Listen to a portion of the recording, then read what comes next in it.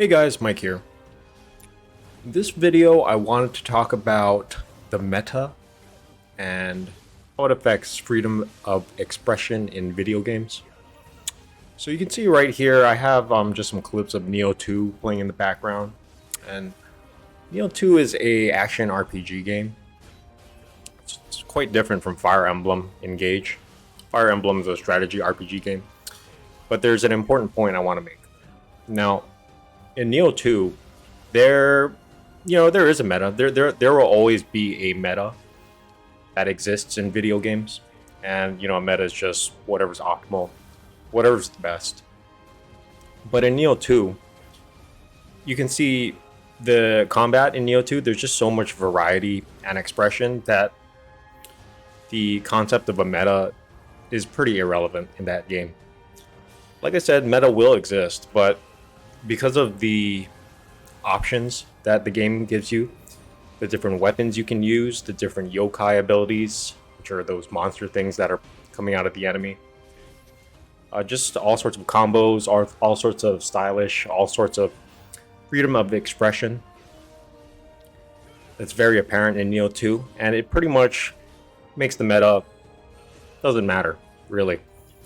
Because you can defeat the bosses and you can beat the game, and you can do it in a way that you want to do it.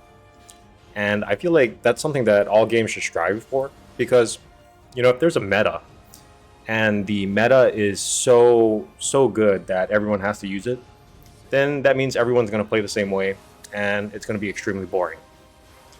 But you can see in Nioh 2, there's just so much. There's like 12 different weapons you can use. They're all extremely viable. And the one weapon that may not be meta in the hands of someone who's extremely skilled will perform way better than someone who uses the meta weapons or the meta yokai, compared to especially if they're not that good at the game. So there's a lot of similarities with Nioh 2 and Fire Emblem Engage, because Fire Emblem Engage, there's, I don't know how many units there are. It's like maybe 30 units approximately. And yeah, Kagetsu is probably a really good unit and probably one of the meta units. But, is that really fun or interesting or engaging for the community if everyone just uses Kagetsu? I don't really think so. Honestly, I think it's more entertaining and more fun to watch how people use different units, especially units that are not considered not that good.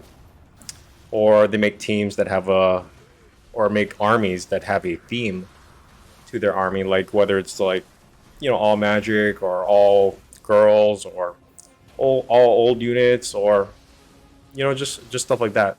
And the thing about Fire Emblem is, how you build your army. It tells a very specific story that's unique to you, right? How you build your army, how you get through the chapters, who gets you through the chapters is always going to be a unique story to you, and no other player is going to have and share that exact same experience.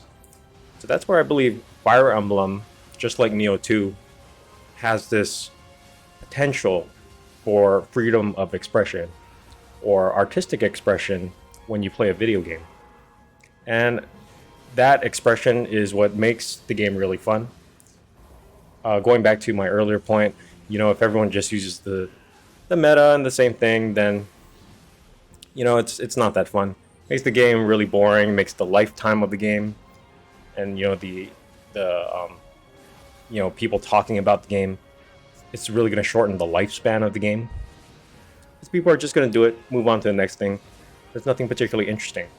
Now, I will accept like a meta is very important for non-single player games like massive multiplayer online games or co-op games where, like raid boss games where, people pick classes and then the developers are trying to balance around that class, because, they can't just have everyone play a certain class and everyone just does that when they're trying to make all classes viable, right? So I think from that perspective, a meta is important.